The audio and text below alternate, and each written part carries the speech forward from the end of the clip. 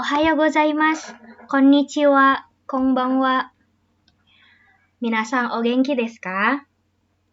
Watashi mo genki desu. Nah, kemarin kita sudah belajar tentang kono, sono, ano. Nah, sekarang kita lanjut ya untuk belajar kata tunjuk ini yang terakhir tentang koko, soko, asoko, dan kochira, sochira, achira. Oke, langsung aja. Nah, jadi sebelum kita ke koko, soko, asoko, dan kochira, sochira, achira, kita akan belajar dulu tentang fungsi partikel no yang selanjutnya. Jadi di materi kita yang sebelumnya, fungsi partikel no itu artinya kepemilikan. Contohnya, misalnya di sini ada gambar mobil ya. Gambar mobil itu bahasa Jepangnya kuruma. Mobil ini punya saya, milik saya. Jadi, watashi no kuruma. Kemudian ada buku di sini. Buku ini milik kalian. Minasang no hon. Kemudian di sini ada rumah. Rumah ini punya dia, perempuan. Sehingga menjadi kanojo no ie. Nah, selain fungsinya sebagai kepemilikan, menyatakan kepemilikan, no di sini juga berfungsi sebagai menyebutkan brand atau asal dari benda atau barang tersebut. Nah, di sini kita lihat contohnya, di sini ada gambar mobil dan bendera Jepang. Jadi ini maksudnya mobilnya dari Jepang atau mobil Jepang gitu. Nah, jadi bahasa Jepangnya kalau menggunakan kalimat no di sini menjadi nihon no kuruma. Nihon no kuruma. Nihon no kuruma. Mobil Jepang. Mobil buatan Jepang.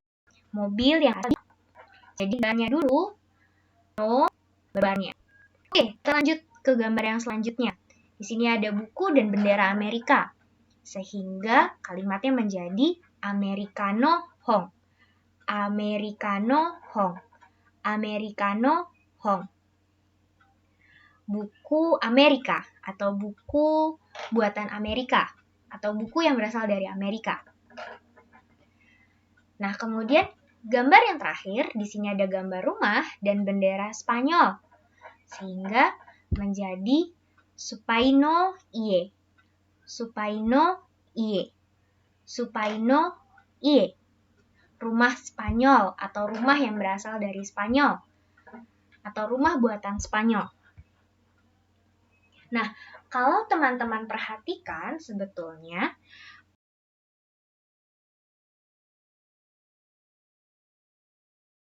partikel no ini menghubungkan dua kata benda. Jadi di depan itu ada orang, ada negara, kemudian ditambah no, baru ditambah kata benda yang lainnya, misalnya barang, atau benda-benda yang lain ya, kata benda.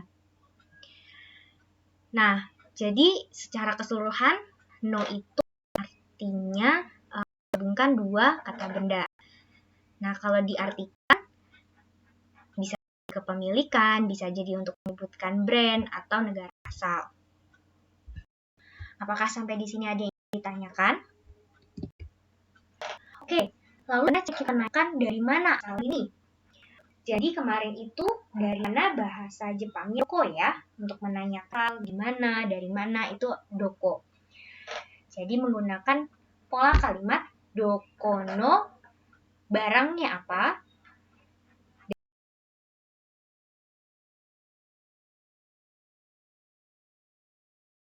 Des ditambah ka, karena kita bertanya, jangan lupa. Jadi doko ditambah no, ditambah barang, ditambah des, ditambah ka. Oke, kita masuk ke contohnya langsung. Doko no kuruma desu ka? Doko no kuruma desu ka? Doko no kuruma desu ka? Mobil buatan mana? Mobil yang berasal dari mana? Nihon no kuruma desu. Nihon no kuruma desu. Mobil Jepang. mobil buatan Jepang atau mobil yang berasal dari Jepang. Oke, berikutnya. Gambar berikutnya. Doko no hong desu ka? Doko no hong desu ka? Doko no hong desu ka? Buku dari mana? Buku asalnya dari mana? Buku yang berasal dari mana? Jawabannya adalah Amerikano hong desu. Amerikano hong desu. Amerikano hong desu.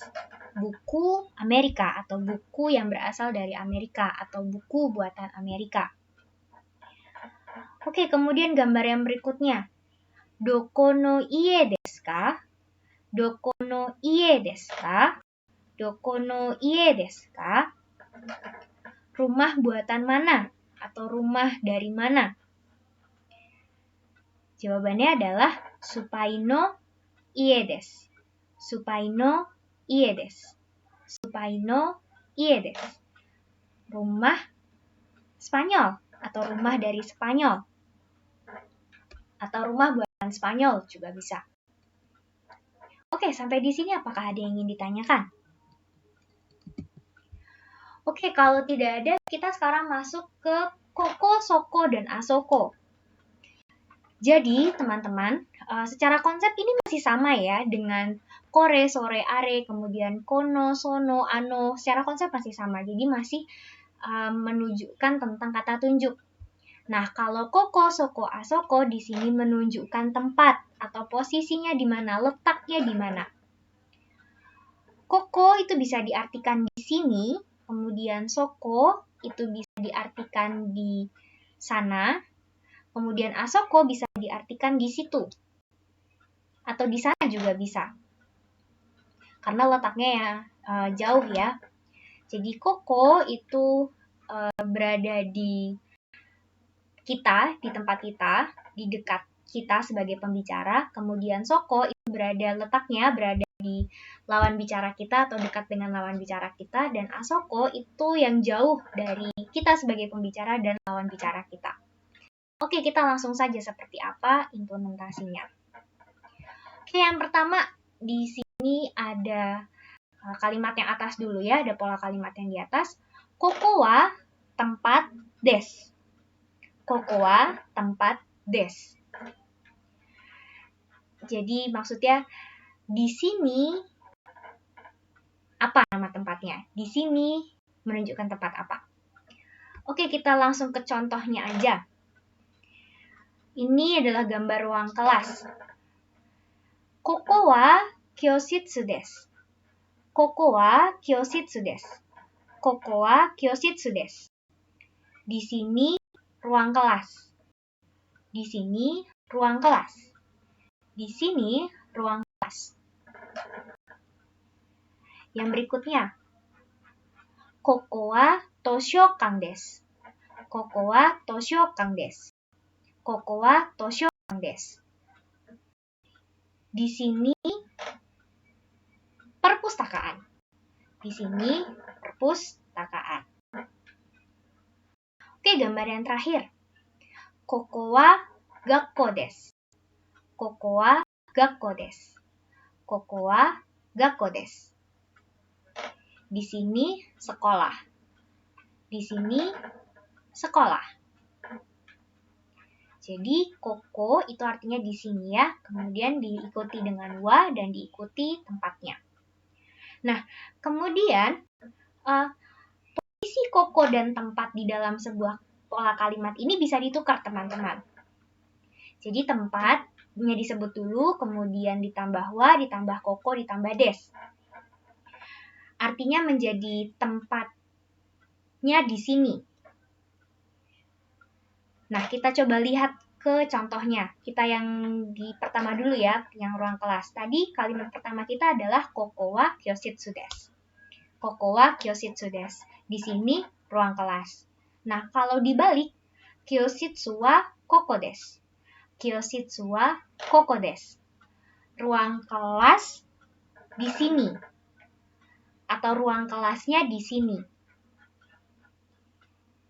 Paham ya? Jadi ini seperti konsep kore dengan kono. Jadi kalau di di sini kono kan menempel pada bendanya ya. Nah, kalau di sini tinggal dibalik aja antara koko dengan tempatnya. Oke, kita lanjut ke gambar berikutnya. Kalimat pertamanya adalah koko wa toshokan desu. Di sini perpustakaan. Jadi kalau dibalik, toshokan wa koko desu. Perpustakaannya di sini. Kemudian kita pindah ke gambar berikutnya. Kalimat pertamanya adalah koko wa gakko desu. Di sini sekolah. Jika kita balik menjadi gakko wa koko desu. Gakko wa koko desu. Sekolahnya di sini. Oke, sampai di sini apakah ada yang ingin ditanyakan? Nah, kita lanjut ke kalimat negatifnya. Sama seperti kita membuat kalimat negatif dari pelajaran pertama, kemudian pelajaran yang kedua, dan ini yang pelajaran yang ketiga, masih sama ya. Jadi kita mengganti des dengan dewa arimasen. Oke, kita langsung lihat aja ke contohnya. Jadi ini ternyata bukan ruang kelas, misalnya seperti itu. Jadi koko wa kyoshitsu dewa arimasen. Koko wa kyoshitsu dewa arimasen. Jika kita menggunakan kalimat yang nomor 2 menjadi kyoshitsu wa koko dewa arimasen. Kyoshitsu wa koko dewa arimasen. Kalimat yang pertama, koko wa kyoshitsu dewa arimasen. Di sini bukan ruang kelas. Sedangkan yang kyoshitsu wa koko dewa arimasen. Ruang kelasnya bukan di sini. Jadi, kalau yang kalimat pertama menyatakan bahwa misalnya kalian pergi ke suatu ruangan gitu ya, terus kalian merasa ini ruang kelas, ternyata bukan ruang kelas. Nah, itu bisa digunakan yang koko wa kyoshitsu dewa arimasen. Atau kalian pergi ke sebuah tempat yang ternyata kalian salah datangi. Jadi kyoshitsu wa koko dewa arimasen. Di sini bukan tempatnya, gitu. Jadi ruang kelasnya tidak ada di sini. Tidak di sini, seperti itu. Oke, kita lanjut ke gambar berikutnya. Koko wa toshokan dewa arimasen. Koko wa toshokan dewa arimasen. Di sini bukan perpustakaan. Toshokan wa koko dewa arimasen. Toshokan wa koko dewa arimasen. Perpustakaannya tidak di sini. Perpustakaannya. Kalau gambar yang berikutnya kira-kira seperti apa? Pola kalimat seperti apa? Pola kalimat yang kedua menjadi seperti apa? Oke, kita lanjutkan. Lalu bagaimana caranya kita bertanya? Tempatnya apa atau apakah di sini tempatnya? Nah, sama ya seperti yang sudah-sudah. Jadi kalimat tanya selalu diakhiri dengan K. Kemudian di sebelum des atau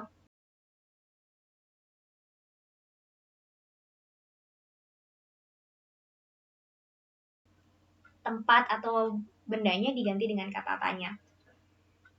Oke, di sini kita lihat contohnya yang pola kalimat pertama itu koko wa doko desu ka? Koko wa doko desu ka? Koko wa doko desu ka? Di sini di mana? Di sini di mana? Oke, kita langsung lihat contohnya. Koko wa doko desu ka? Koko wa doko desu ka? Koko wa doko desu ka? Di sini di mana? Koko wa kyoshitsu desu. Koko wa kyoshitsu desu. Di sini kelas. Gambar yang berikutnya. Koko wa doko desu ka? Di sini di mana? Koko wa toshokan desu. Ini perpustakaan. Berikutnya, di sini sekolah. Kemudian pola kalimat 2 kita bertanya, apakah tempat ini ada di sini atau apakah tempat ini di sini, menggunakan pola kalimat tempat wa koko desu ka? Tempat wa koko desu ka? Kita lihat langsung contohnya aja. Kyoshitsu wa koko desu ka? Kyoshitsu wa koko desu ka? Kyoshitsu wa koko desu ka?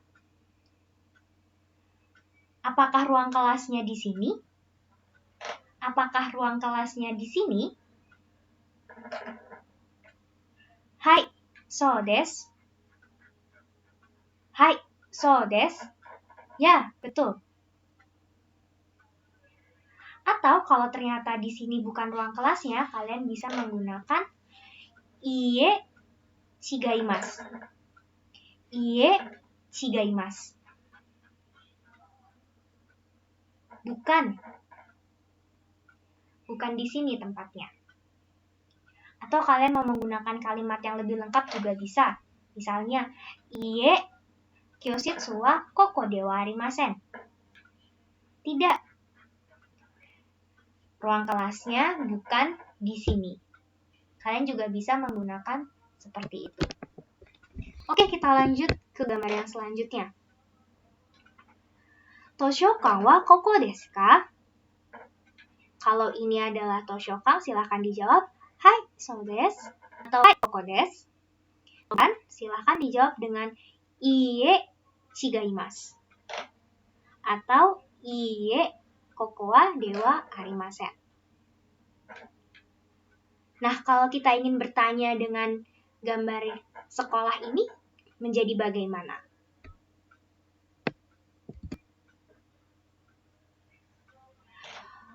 Oke, kita lanjutkan. Jadi kita kembali lagi ke pola kalimat yang di awal yang positif. Yang koko wa tempat desu. Nah, sekarang kita mengganti kata koko menjadi soko atau asoko. Tergantung di mana letaknya atau posisinya. Jika tempat itu berada di dekat lawan bicara kita, maka gunakan soko. Jika tempat itu berada jauh dari kita sebagai pembicara atau lawan bicara kita, silahkan menggunakan asoko.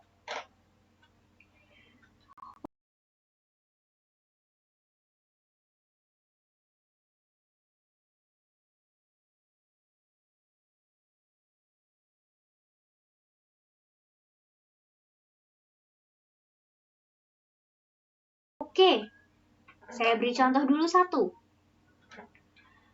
Soko wa kyoshitsu desu. Soko wa kyoshitsu desu. Soko wa kyoshitsu desu. Di sana ruang kelas. Di sana ruang kelas. Kemudian kita beralih ke gambar yang berikutnya. Asoko wa toshokan desu. Asoko wa toshokan desu. Di sana atau di situ, posisinya jauh ya, perpustakaan. Di sana, perpustakaan. Dan posisinya jauh dari pembicara dan lawan bicara. Kalau yang kalimat dengan gambar gakko ini menjadi seperti apa? Nah, berikutnya adalah yang pola kalimat kedua. Sama ya dengan yang koko tadi, kita hanya perlu mengganti kata koko dengan soko atau asoko, tergantung letak tempatnya ada di mana. Kita langsung masuk contoh aja ya. Kyoshitsu wa asoko desu. Kyoshitsu wa asoko desu. Ruang kelasnya ada di sana. Ruang kelasnya di sana. Kyoshitsu wa asoko desu. Yang berikutnya, toshokan wa soko desu. Toshokan wa soko desu. Perpustakaannya di sana dan letaknya dekat dengan lawan bicara.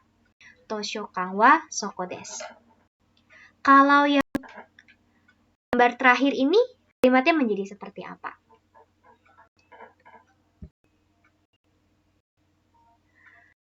Nah, Sama seperti yang kalimat negatifnya koko ya. Di soko atau asoko, ketika menjadi kalimat negatif, kita hanya perlu mengganti des dengan dewamasen. Pulau kalimat kedua, arimasen. Oke, apakah ada yang bisa memberikan contoh bagaimana caranya membuat kalimat dengan pola seperti ini?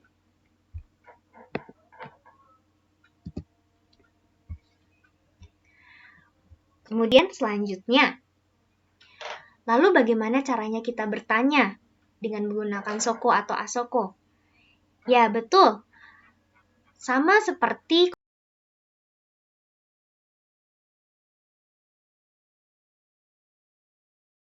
konsep koko. Kita hanya perlu mengganti koko menjadi soko atau asoko. Sehingga pertanyaannya menjadi soko wa doko desu ka? Atau asoko wa doko desu ka? Nah, dengan konsep koko yang sudah kita bicarakan tadi, apakah teman-teman juga bisa membuat kalimat beserta jawabannya dengan menggunakan gambar ini?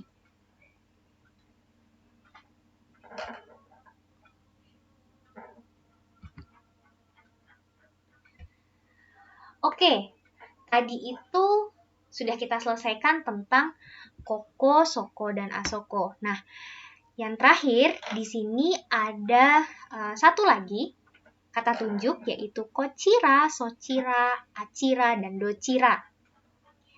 Ini adalah bentuk sopan atau formal dari kata tunjuk kore, sore, are, dan koko, soko, asoko. Saya ulangi ya.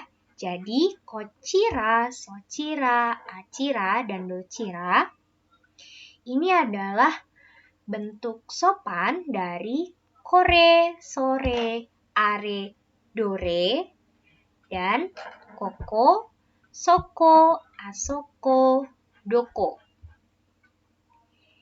Kita langsung lihat ya contohnya seperti apa. Yang pertama, di sini bisa digunakan untuk barang. Jadi kochira atau sochira atau achira ditambah wa, ditambah barang, ditambah des. Contohnya, kochira wa enpitsu desu. Kochira wa enpitsu desu. Atau kalian juga bisa menyebutkan kore wa enpitsu desu. Nah, bentuk formalnya adalah kochira wa enpitsu desu. Kemudian yang berikutnya juga bisa digunakan untuk tempat. Jadi kochira atau sochira atau achira ditambah wa, ditambah tempat, ditambah des. Sehingga kalimatnya menjadi kochira wa kyositsu desu. Kochira wa kyositsu desu. Kochira wa kyositsu desu. Di sini ruang kelas atau di sebelah sini ruang kelas. Jadi kalau kalimat biasanya adalah koko wa kyositsu desu. Jika diformalkan menjadi kochira wa kyositsu desu. Penggunaan dochira pun sama ketika kalian menggunakan doko atau dore. Sama. Tinggal diganti saja. Oke, sampai di sini apakah ada yang ingin ditanyakan terkait kata tunjuk? Jika tidak ada, mari kita latihan. Renshu shimashou. Silahkan kalian membuat kalimat dengan pola yang sudah kalian pelajari. Di sini ada gambar 1, 2, 3, 4. Kemudian di berikutnya ada seperti ini. Kira-kira pola kalimat mana yang pas ya untuk kalimat atau gambar seperti ini. Kemudian juga ada yang ini. Dan yang terakhir ini. Oke teman-teman, jadi itulah keseluruhan pelajaran tentang kata tunjuk dalam bahasa Jepang. Jadi kata tunjuk dalam bahasa Jepang itu ada 4 ya kita kenal. Ada kore, sore, are, kemudian kono, sono, ano, kemudian koko, soko, asoko, dan yang terakhir adalah Kochira, sochira, achira. Dan kata tunjuk ini jika disingkat menjadi koso, ado. Karena depannya semuanya ko, so, a, dan do. Yang membedakan hanya belakangnya. Oke teman-teman, sampai bertemu lagi di pelajaran berikutnya.